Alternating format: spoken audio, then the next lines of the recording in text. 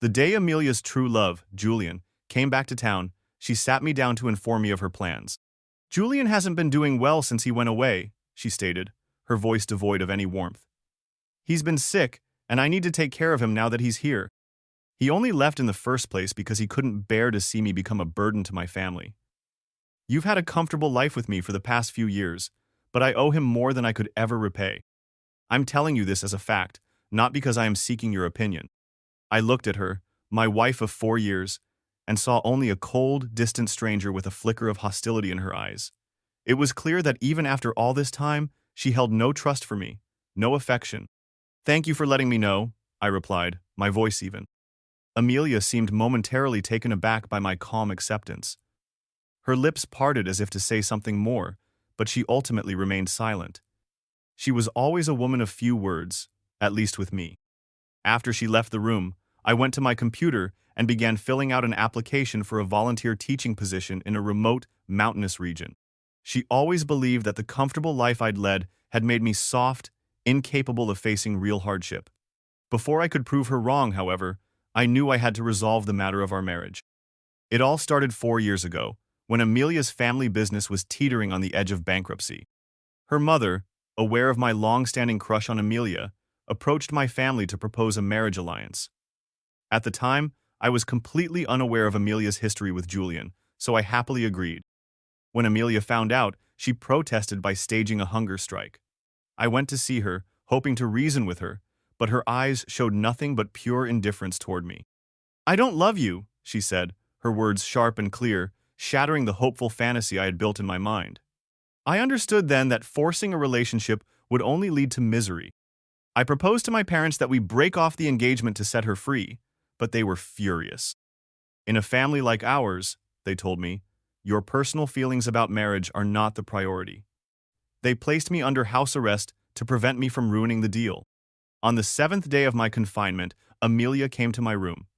She looked pale and unwell, and I felt a nervous sweat break out on my brow as I tried to explain myself. I tried to call it off, I really did, but my parents— Let's get married, she interrupted, her voice flat. For a decision that would dictate the course of our lives, she was unnervingly unemotional, as if she were merely discussing the price of vegetables at the market. A small, rational part of my brain needed to understand why she had suddenly changed her mind. She lowered her head, a pained expression crossing her face. It took her a long moment before she finally whispered, "He's gone. He's not coming back." My father later told me the full story. Julian had accepted a large sum of money from Amelia's family and disappeared from her life. Back then, she was on the verge of a complete collapse, locked away in her room. She hated him for leaving, but she hated the circumstances that forced her love away even more. Seeing the silent tears in her eyes, I nodded my agreement, fully aware that she didn't love me. In my youthful optimism, I truly believed that if I was just good enough, patient enough, one day she would see the value in me. So, we were married. We worked side by side to save her company, and with the considerable help of my family's resources and connections, her family's business not only recovered but thrived. We became an inseparable and professionally successful team, and our eventual wedding felt like a natural, logical step. At the ceremony, Amelia promised before everyone that she would be good to me for the rest of our lives. She kept that promise in her own way. She always brought me gifts from her business trips, she spent holidays with my family without complaint, and she always held my hand in public. To any outsider, we were the picture of a happy, devoted couple. Behind closed doors, however, things were entirely different. One night, after a particularly stressful week at work, she drank too much and fell asleep in the study. I carried her to our bed, and as I laid her down, her eyes fluttered open. They were red-rimmed as she murmured my name, Leo. For a fleeting moment, I felt a surge of warmth, a flicker of hope. I leaned in closer, but her expression shifted in an instant. She suddenly grabbed a fistful of my hair and slammed my head against the floor. Pain exploded behind my eyes, but it was nothing compared to the shock. This was an Amelia I had never seen, her usually kind features twisted with pure hatred. "Leo, it's all your fault," she hissed. "If you hadn't liked me, my mother would have never forced me to marry you. Julian wouldn't have taken the money to leave me, and he wouldn't have gone away and met that awful person." In that moment, I understood everything. She had harbored this deep-seated hatred for me for 4 years. I was the symbol of everything she had lost. There would never be a place for me in her heart. The crushing weight of the pain and the sheer unfairness of it all brought tears to my eyes. Suddenly, she released me and collapsed, crying into her own hands. "How could you marry someone else out of anger?" she sobbed, her words no longer directed at me. "Who else loves you the way I do? I finally have my wings, and yet you belong to someone else. You say you don't want to ruin my happiness, but you are my happiness." Her outburst was because Julian had just gotten married. She wasn't sober, and she wasn't speaking to me. I held my own emotions in check, my body trembling. "Rest," I said softly. "I'll go make you some soup." As I closed the bedroom door behind me, the tears I had been holding back streamed down my face like a waterfall. When I returned with the soup, she was sound asleep. The next morning, Amelia awoke with her refined, composed facade perfectly restored. She saw the dark bruise on my forehead, and her expression filled with what looked like genuine concern. "What happened? Does it hurt?" "No, it doesn't hurt," I lied. "I got up for a glass of water in the night and hit my head by accident." She frowned, immediately called a doctor to bring some medication, and personally applied the ointment to my bruise. Her careful, gentle attention was so convincing that it made me wonder if the events of the previous night had been nothing but a horrible dream. She never mentioned Julian when she was sober. She never got angry with me. She just smiled that polite, empty smile that never reached her eyes. Everyone told me how lucky I was to have a wife with such a good, stable personality. I could never speak of my frustration, my quiet suffering. It would have been like punching a pillow, utterly useless and exhausting. All I could do was convince myself that now that her first love had married someone else, she would eventually move on and maybe, just maybe, turn her affections toward me. But Julian's marriage was a disaster. He fell into an abusive relationship and ended up hospitalized with serious injuries. Amelia immediately flew out to him, paid his medical bills, and financially secured his divorce. That night, she didn't come home. The next morning, as I was preparing to leave for the office, my assistant called. He informed me that Amelia had hired a new secretary. I frowned, a sense of deep unease settling in my stomach. Just as I was processing this, a fashionable, slim man approached my desk. Despite his pale complexion, he seemed to be in good spirits. "Hi, I'm Julian," he greeted me with a practiced smile. "It's my first day." The lack of sleep was evident on my tired face, a stark contrast to his neat and tidy appearance. I didn't reply. He leaned closer, a familiar, cloying expression on his face. "We should have lunch together sometime, my treat." Before I could respond, he added, "Is something light okay? I usually prefer spicy food, but my protector has been keeping me on a rather bland diet since I haven't been feeling well." Protector. We both knew exactly who he meant. My frown deepened. "Who's your protector? What's his name?" Surprised by my directness, his smile faltered. "Oh, just someone you don't know," he replied evasively. "Since that's the case," I said, my voice firm, "let's have dinner together next time. You can bring your partner, and I'll bring mine. It'll be on me. Consider it my way of playing the good host." Julian's face went pale, and he looked as though he was on the verge of tears. "Okay," he whispered. "I should get back to work now." He scurried away. My assistant watched him go, then looked at me, his expression full of concern. He hesitated for a moment, then finally said, "I saw him getting out of Mrs. Thorne's car this morning. You should be careful, sir." Careful? I had lost this battle before it even began. Who could possibly resist the undeniable pull of a first love? I initially thought Julian was just trying to provoke me, to make me suspicious. It turned out I was far too naive. As soon as I got back to my office, Amelia stormed in, glaring at me with undisguised anger. "I told you Julian just got back and that he isn't well. If you're upset about something, take it out on me. Don't you dare target him." She was seething. "I've already given you the title of my husband. What more could you possibly want? I know you're upset that I brought him into the company, but he just got back and I'm all he has in this world. He's also dealing with severe depression. Why can't you just show him a little compassion?" So, in her mind, I was the one causing problems for Julian. She didn't believe me and she never would. What was the point of explaining myself? Seeing my lack of response, her anger only grew. "You are in the wrong here, Leo. You need to go and explain things to Julian. You're being petty and deliberately making trouble for him. He is kind-hearted. I'm sure he'll forgive you." I stared at her, searching her face for even a hint of guilt or doubt. There was none, only a cold, serious conviction. After a moment of profound heartbreak, a strange sense of calm washed over me. "Apologizing is out of the question, Amelia," I said, cutting her off. "If I don't apologize, what are you going to do? Fire me? Divorce me?" She looked completely surprised, and then her expression hardened into anger. "Leo, I never expected you to be so incredibly narrow-minded." She was disappointed in me. If I had known it would turn out like this, I would regret everything. Now was the time for regrets. She seemed uncertain, probably because it was the first time in our entire marriage that I had ever stood up to her. I kept my face a blank mask. "Amelia, if there's nothing else, please leave. Your first love's affairs have absolutely nothing to do with me. Let's not bother each other." Amelia couldn't believe I was showing her out. She left, angrily slamming the door behind her. I found the whole situation both laughably absurd and deeply pathetic. We had been married for 4 years, and the first time she ever truly snapped at me was in defense of her former lover.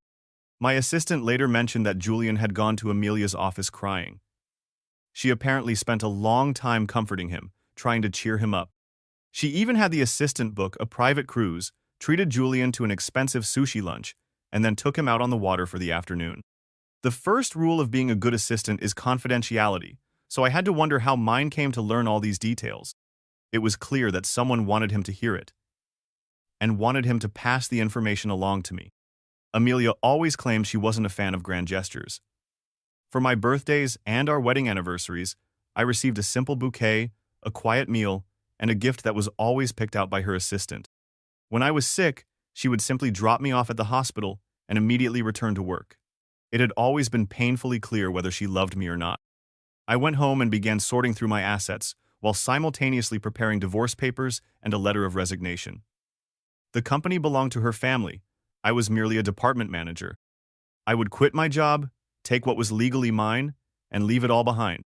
When I entered Amelia's office to deliver a report, Julian was leaning against her, acting far too cozy, on the verge of kissing her. "What are you two doing?" I snapped. Julian jumped back, startled like a frightened rabbit. He quickly pulled away from her, his face turning ghostly pale as he shrank back. His voice shook as he said, "Sorry, I just got something in my eye, and she was helping me get it out." He lowered his head, his eyes already welling with tears. "You two talk. I'll just step out." But Amelia pulled him closer, her voice soft and gentle. "I asked you to be here. Don't be scared." She then turned to me, her glare annoyed and dismissive. "Do you have something to say?" I looked directly at her. "Is there nothing you wish to explain?" She arched an eyebrow, her patience clearly worn thin. "As you can see, it's working hours, and I'm discussing business with my new secretary. If you're feeling jealous, I can explain. I'm taking Julian for sushi, and then we're going on a cruise this afternoon. Would you like to join us?" She was being deliberately spiteful, but what Amelia didn't know was that someone had already told me all about her plans. I blinked slowly and handed her a folder of documents. "This is the financial report for the month. Go ahead and sign it." I glanced at my watch. "The sun sets around 3 p.m. today. You'd better have an early lunch, or it'll get chilly out on the water." I looked over at Julian. I mean, he's not in the best of health. It would be easy for him to catch a cold, given his condition. Amelia's expression darkened. Without even looking at the paperwork, she scribbled her signature on the line and tossed the folder back at me with a frustrated sigh. "Satisfied? Now, enjoy your little outing." Back in my own office, I saw the signed divorce papers sitting on my desk. Tears began to fall like a kite with a broken string. The pain was more intense than I had expected, a suffocating weight in my chest. I packed up my personal belongings, waiting until the last possible minute before heading home. I wasn't in the mood to be there. Watching Amelia and her first love have a joyous outing all day was difficult. There were no new updates from Amelia on her social media, but Julian's page was a different story. "Basking in the sun and sea breeze with someone special." His short caption read, "A knife twisting in my gut." He shared a grid of 5 photos. None of them showed their faces clearly, but each one depicted intimate angles, a hand on a knee, heads close together. They took one trip, but the closeness in those photos overshadowed the entirety of my 4 years with Amelia. When they got back to the house, I was finishing a bowl of simple congee. Julian feigned surprise.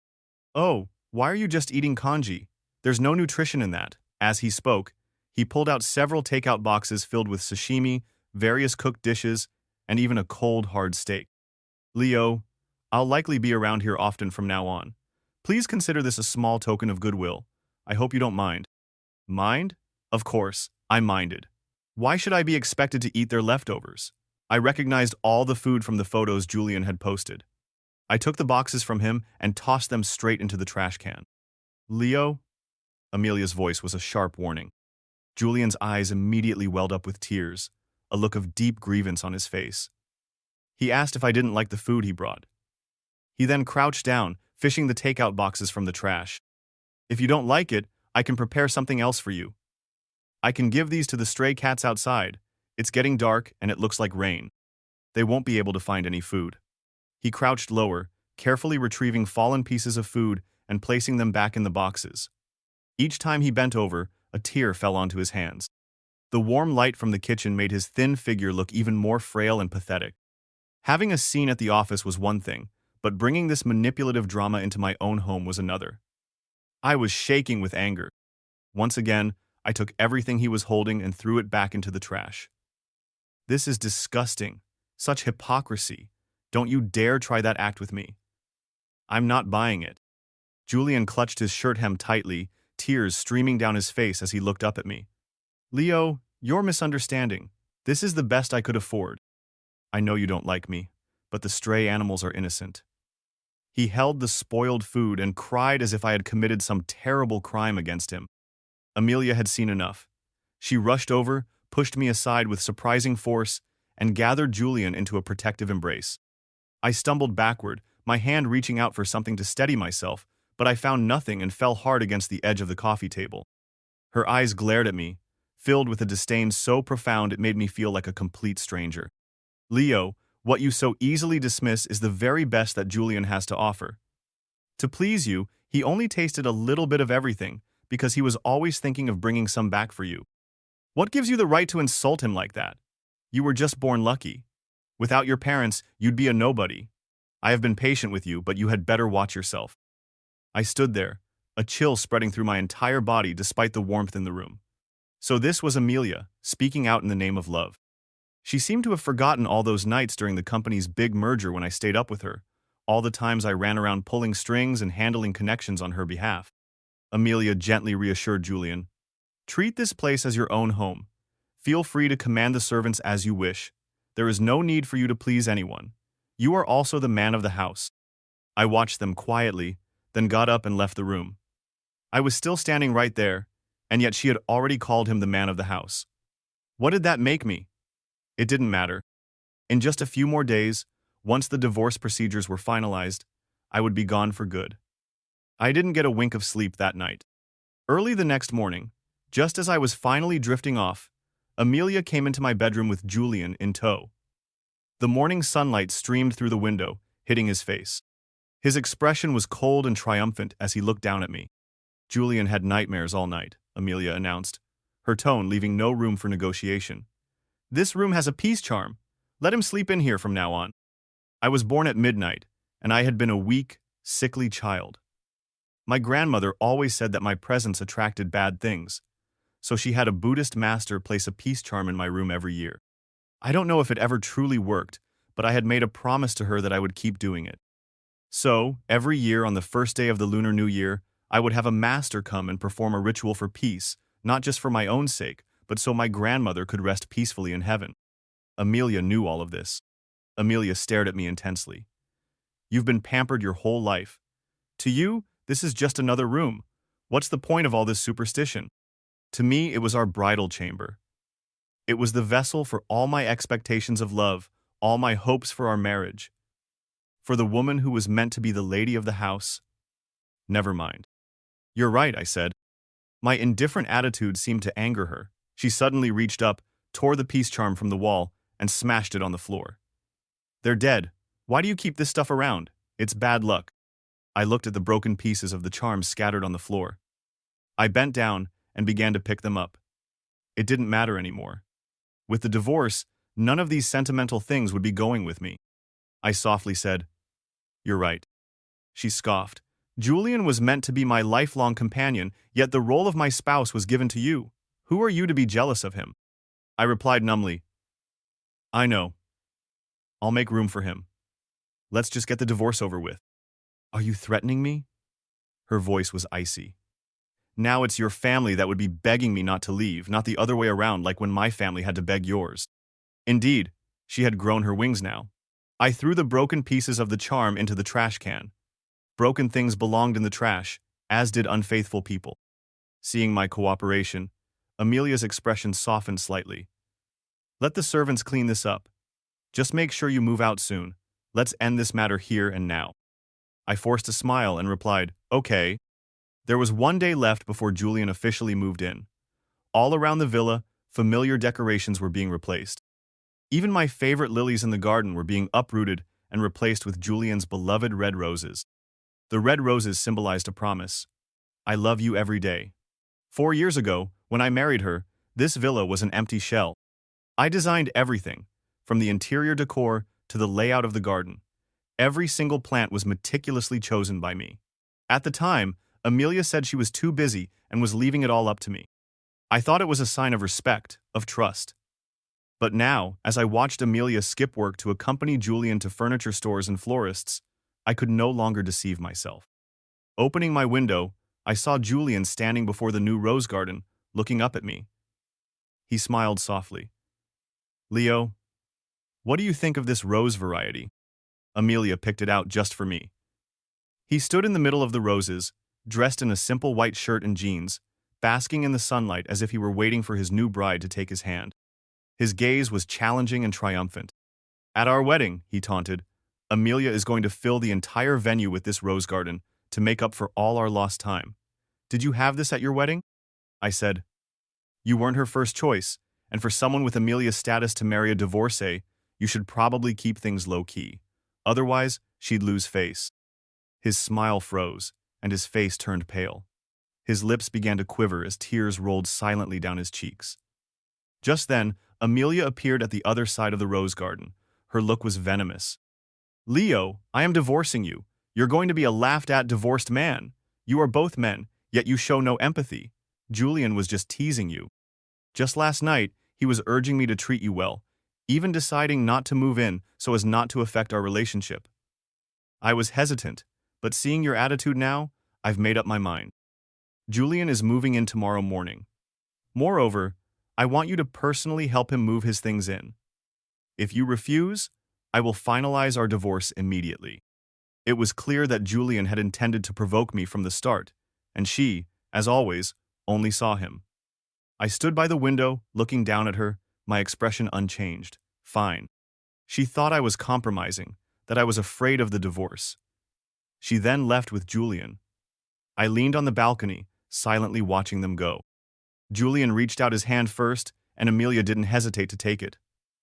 I saw him tiptoe to whisper something in her ear, then look back at me with a triumphant smile. I remained unfazed.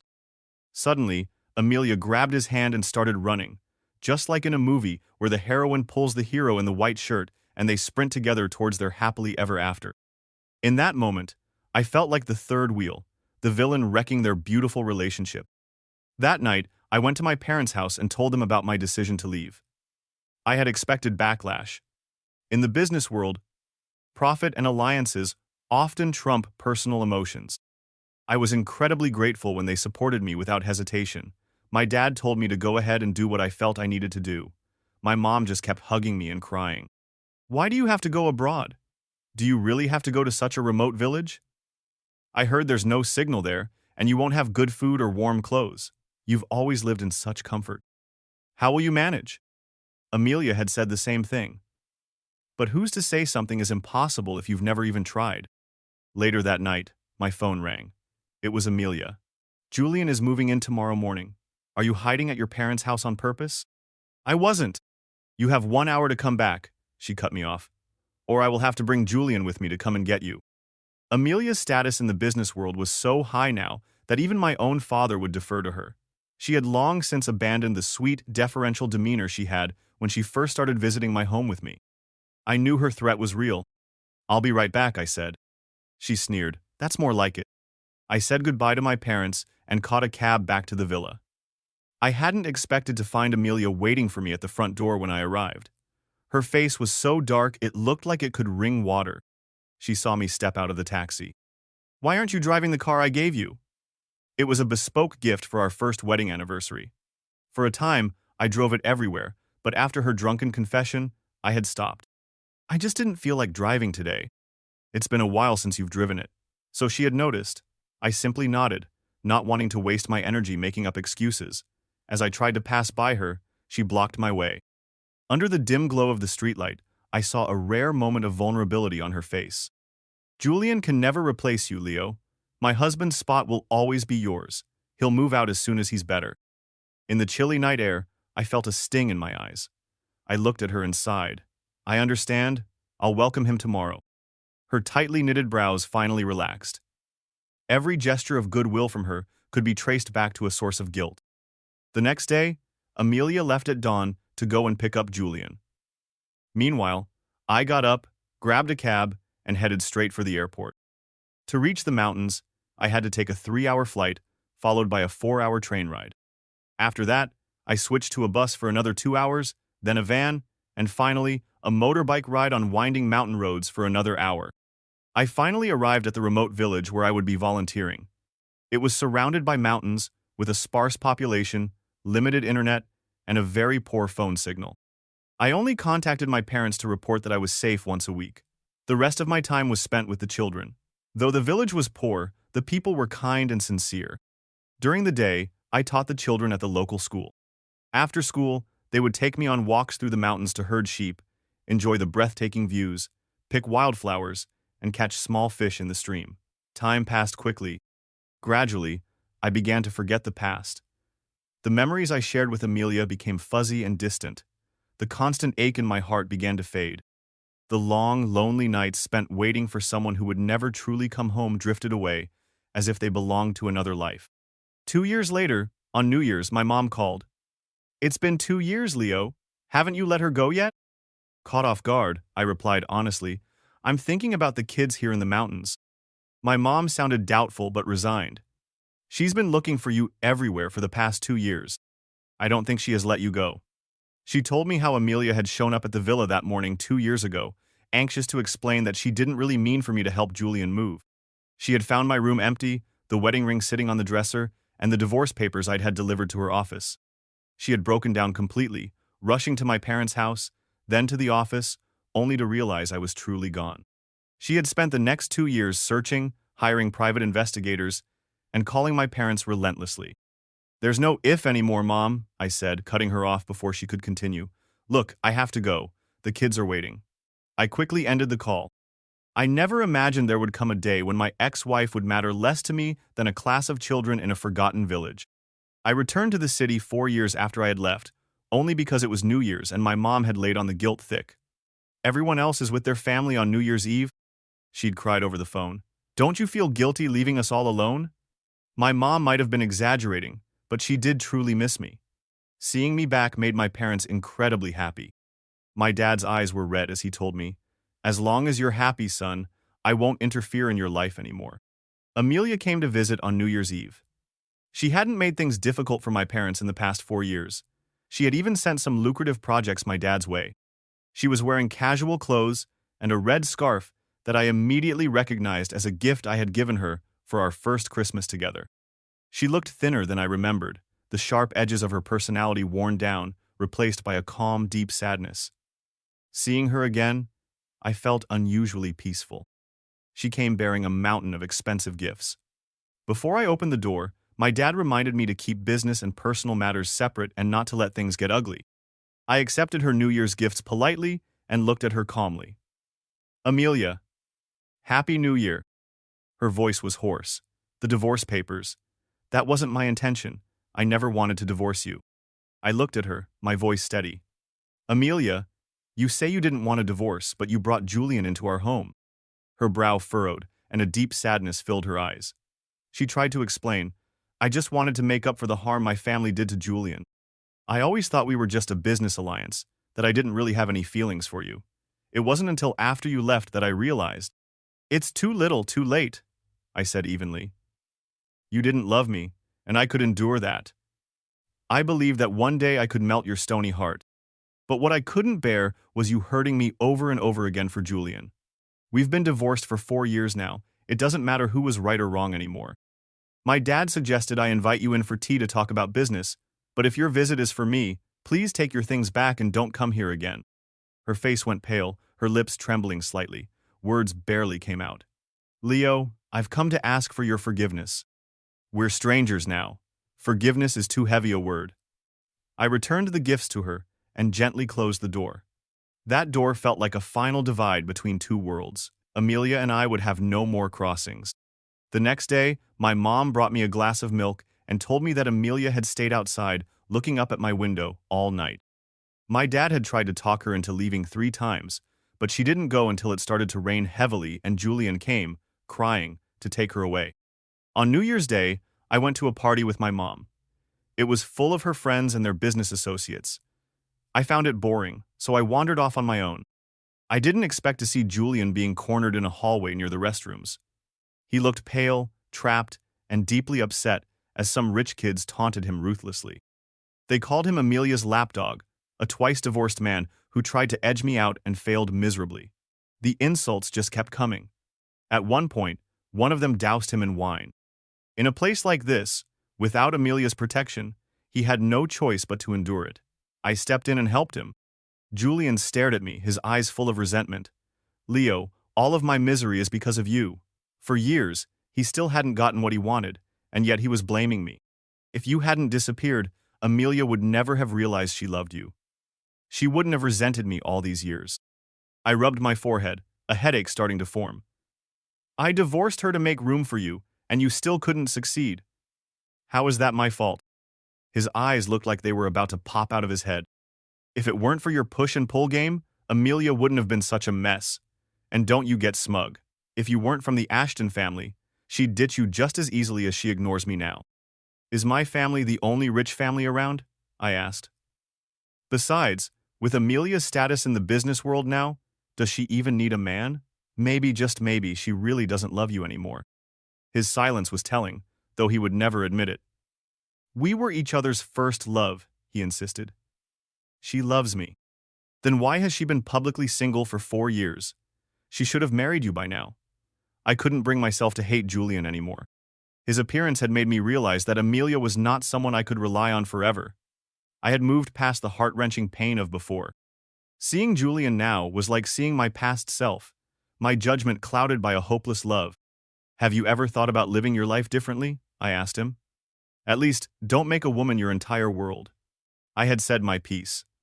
There was nothing more to add. When I left, Julian was just wiping the tears and wine from his face. On the way home, my mom mentioned some wealthy woman who wanted to set me up with her daughter. I had seen enough of this circle. I was divorced and no longer young.